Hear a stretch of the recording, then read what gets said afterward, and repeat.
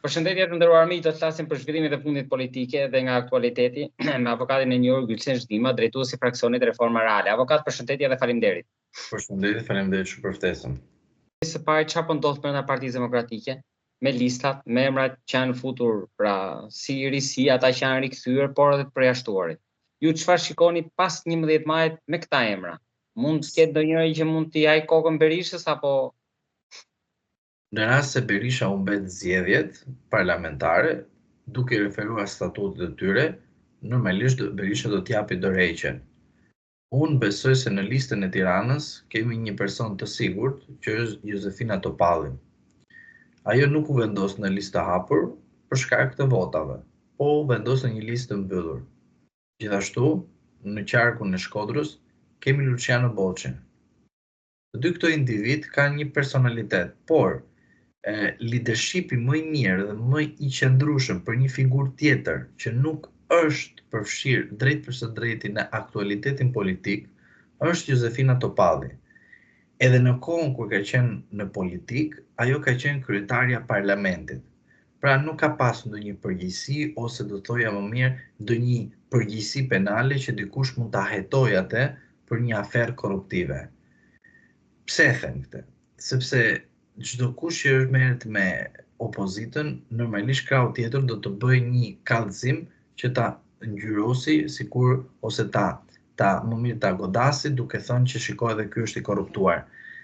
Zonja Topalli këtë gjë e ka larguar nga vetja e saj. Pra nuk është se ekziston ky rast. Pra edhe kush ta bëjë diçka të tillë normalisht nuk ka prova, edhe nuk ka pse të ketë prova sepse s'ka fakt penal. Ndërsa në rast se flasim për Luciano Boçin, ai mund të akuzohet për arsye se ka qenë me Lul Bashën, ka heshtur dhe tani është atashuar pranë Sali Berishës. Aty mund të kemi një, do thoja, problem. Po që të dy bashk janë në listën e mbyllur, pra nuk do të gjykojmë ne sa vota mori secili nga këta, edhe sikur të humbi. Por ajo që do gjykohet Luciano Boçi është kjo. Në rast se Shkodrën e bën blu, atëre edhe ai është potencial për kandidat për kryetar Partisë Demokratike. Pra unë shikoj në të njëjtën kohë dy figura, Josefina Topalli dhe Luciano Boçi. Por personalisht mendoj që një femër dhe në parametrat e saj si një person i cili ka një paraqitje, ka një personalitet, i cili është do të thojë personaliteti i cili krijon konflikte politike, pra krijon kauza politike, krijon debat politik, e ngren situatën në këmbë dhe nuk është person i cili mund të bësh marrëveshje të shpejta dhe të kollajta. Pse e them këtë? Rasti i Lulzim Bashës, i cili e hoqi ashtu siç e hoqi nga Partia Demokratike, ajo shkoi si burrnesh tek zyra e Berishës dhe i tha, ky do të shkatroj Partinë Demokratike. Por Berisha heshti. Këto janë veprime të pafalshme, ose më mirë, mosveprime të pafalshme të Sali Berishës që arritëm në shtatorin e 2021 që Sali Berisha të krijonte foltoren për të vendosur ose për të rivendosur të drejtat e tij, të cilët Lulzim Basha nga 2013 në vazhdim ja kishte cenuar në vazhdimsi. Prandaj, dorëheqjen që ja kërkon është një burrnesh dhe quhet Josefina Topalli. Asnjë tjetër nuk do ketë guximin aty brenda t'i thënë një fjali të tepërt Sali Berishës. Edhe di pse ta them, Sali Berisha nuk besoi asnjë për diasporën dhe ja dha Josefinës Topalli. Pse ja dha? Se pikërisht i dha edhe jashtë edhe brenda vendit. Pra, në një farë forme, po i jep partinë, po i jep një personit parti që ditë të luftoj dhe ditë të ngrej kauza edhe debatoj me Edi Ramën. Çfarë do të thotë Edi Rama? Që ishte kryetar i parlamentit, po s'kishte pushtet ekzekutiv. Ndërsa Berishës mund të thojë gjithçka, se Berishën ka ishte Janarin, ka Gërteci, ka gjitha. Po një kryetar i parlamentit s'kishte çfarë kishte bënte sepse është një institucion i cili është parlamentar dhe kupton shumë qartë shumë njerëz çfarë dua të them. Prandaj për mua Josefina Topalli e meriton të jetë kandidate potenciale për kryetare të Partisë Demokratike. Avokat, tek lista e hapur e Partisë Demokratike, ka element që mund të bëjnë surprizën? Surprizën do të bëj Tabaku dhe Ali Mehmeti. Pse do të bëjnë këto të dy? Se këta të dy do jenë konkurrentët për të siguruar tek Berisha vendin potencial për kandidat për kryetar bashkie të Tiranës. Sepse synimi i tyre është të bëhen ata leadershipët e ardhshëm të Partisë Demokratike, duke kopjuar drejtimin e Ramës që ka pas si kryetar bashkie dhe në fund fare kryeministër. Sepse Erbasha e shkatroi këtë procedurë dhe Veliaj e shkatroi këtë procedurë ose precedent. Pra deri tani vetëm Rama ja ka dalë që unë nis nga bashkia, përfundojnë qeveri. Po. Dhe tani këta duhet patjetër të tregojnë tek Sali Berisha që votat që do të marrin do t'i bëjnë sigurisht kandidat për kryetar bashkie të Tiranës. Pse them këtë? Dikush do thotë, po derisa ish në burg akoma, normalisht prezumohet të pafajshëm. Po, nuk thot asnjëri se nuk është i pafajshëm, sepse prezumohet të pafajshëm derisa nuk ka një vendim të formës prerë. Por në një analizë politike dhe juridike përsa i përket ligjit të vetë qeverisjes vendore, është shumë e qartë kjo gjë. Çfarë? 3 mandate, jo më shumë se 3. Zoti Velia është në mandatin e 3. Nuk ka të drejtë më pas 2027-s të jetë kandidat. Prandaj, dhe te lista e hapur, shikoni disa figura, të cilët janë me peshë, pra kanë një CV, shikoni dhe disa figura të tjera të cilët nuk kanë një CV. Nuk ju duket kjo e çuditshme. Pra plani nuk ne intereson që të gjithë këta të marrin vota dhe shumë.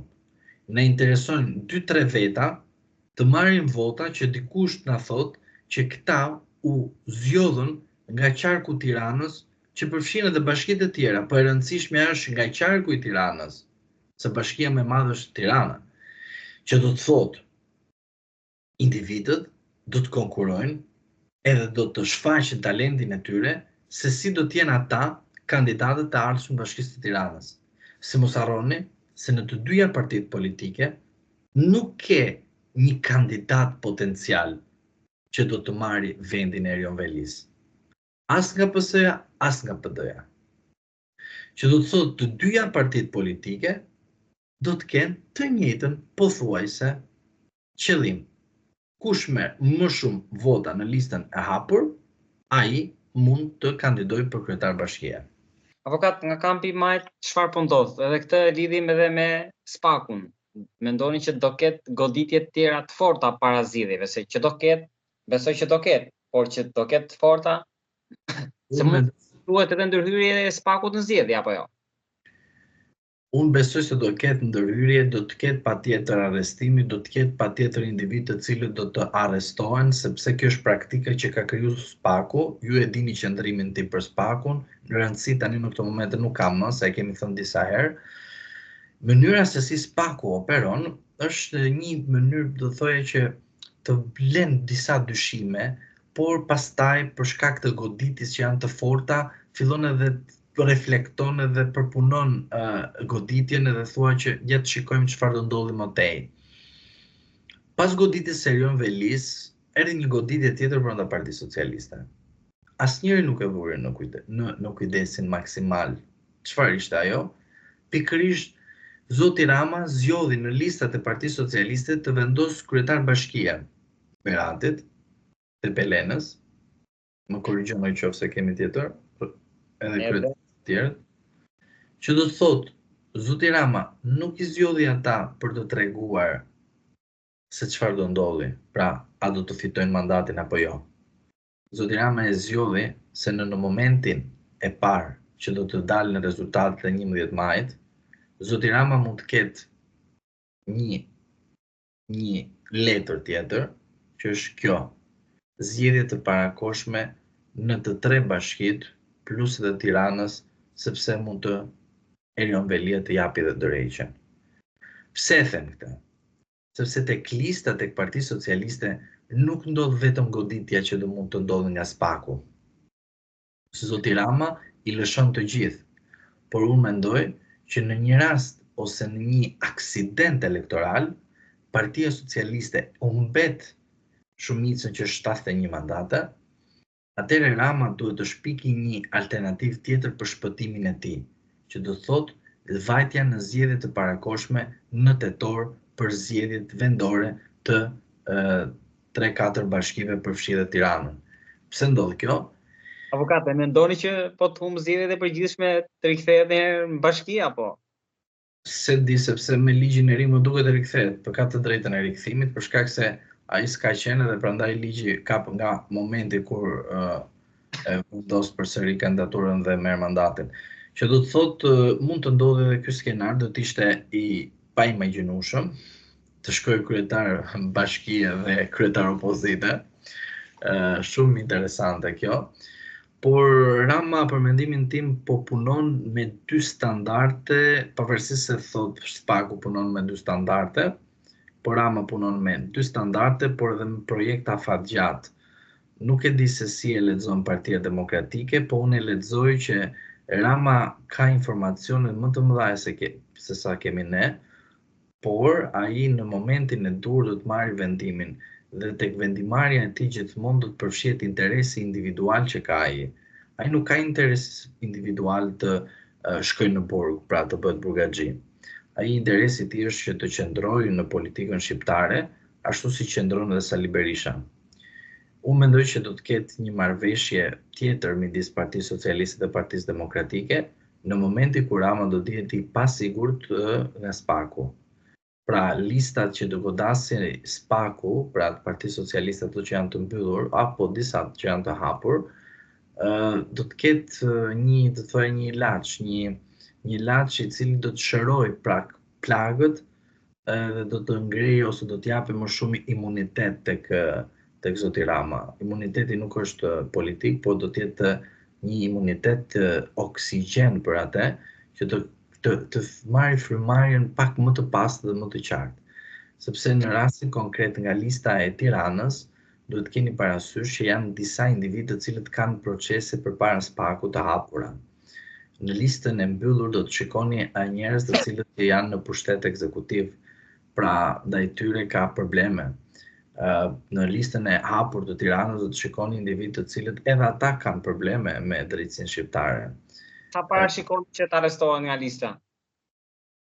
Unë mendoj se nga lista normalisht do të jenë persona të cilët flitet, sepse kjo merret gjithmonë me raporte dhe çfarë opozita bën edhe Berisha, që flas opozita.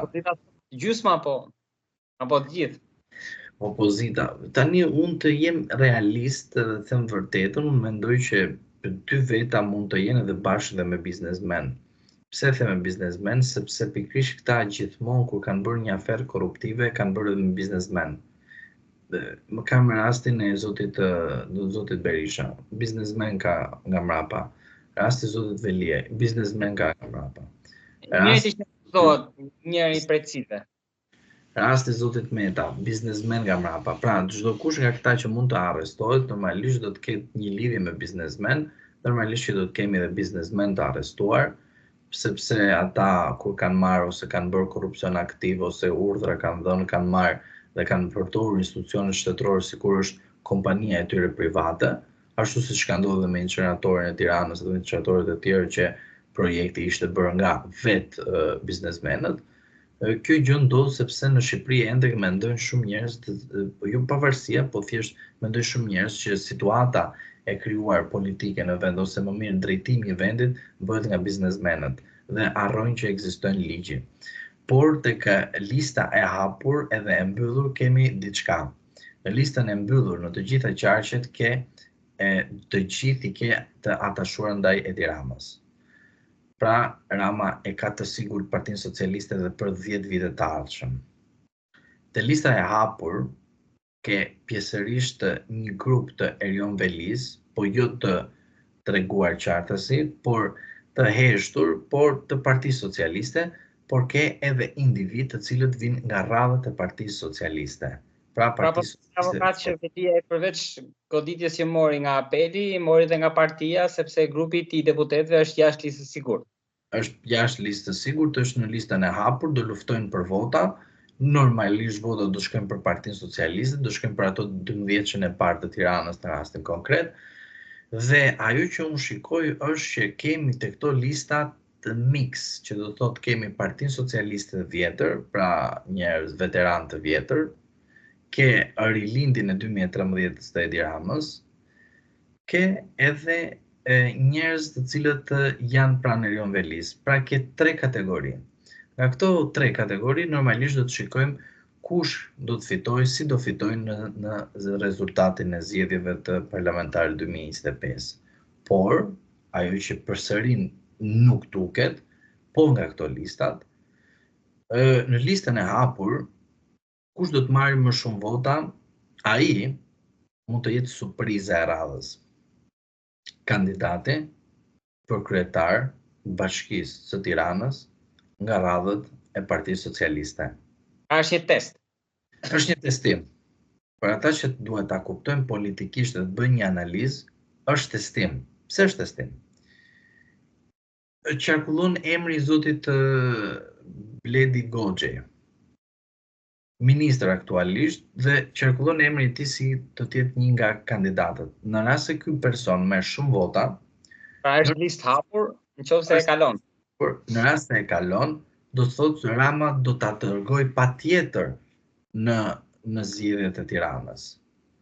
Në rast se asnjëri prej tyre nuk merr asnjë vot, pra në kuptimin aq sa zoti Rama e ka vendosur si pritshmëri, atëherë kandidati për Tiranën do të jetë o nga lista e mbyllur, zonja Nastreliu, ose dikush tjetër i cili do të vit papritmas, por thjesht do të marrë atë bekimin e Edi Ramës për të kandiduar në zgjedhjet të lokale të parakohshme në Tiranë.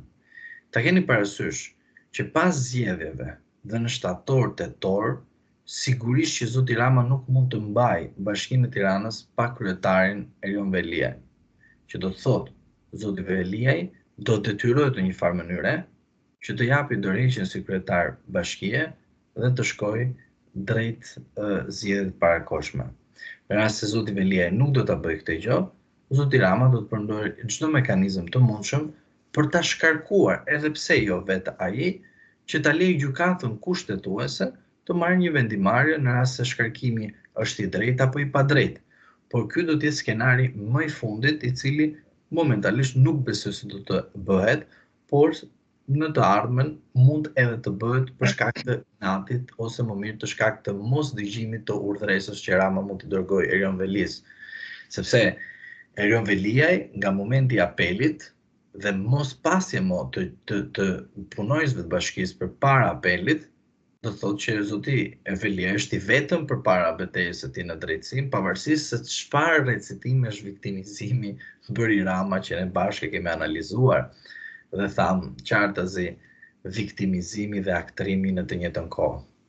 Avokat, në një batut për ta mbyllur, kush është redaktori tek përgjimet për Veliajn që kanë nxjerrë pjesë e mediave? Për të mos 1% konkret, Senaja. Redaktori unë mendoj se mund të jetë Kludita Bushka. Pra, niseni nga fakti që sipas Spakut kontrollonte çështjen edhe personazhet, duke penguar drejtësinë, mund të jetë në këtë rast? Rasti që ju kam thënë edhe përsëri nuk e kemi kuptuar, ose nuk doni ta sillni në vëmendje, sepse nga shumë lajme që na qarkullon nuk sillet dot. Fotografia që ju kam shfaqur Benet Beci dhe Arben Kraja, unë e vlerësua. Është e vërteta. Rasti tjetër më i tmerrshëm, një foto e publikuar te Ora News që tregon qartazi takimin midis Inspektoriat të Lartë të Drejtësisë, ish kryetarës së KLG-s dhe kryetarës së Komisionit të Ligjeve, zonja Bushka. Janë 2 foto që tregojnë Plepa 2. Çfarë tjetër doni t'ju them? që të kuptoni kush është redaktori. Redaktori është i qartë, është personi që edhe në Këshillin, kur u bë mbledhja e grupit parlamentar, tha që unë mbështes Erion Velin. Pra, redaktoria është e qartë kush është. Avokat, faleminderit shumë për bisedën. Ju falenderoj edhe unë shumë.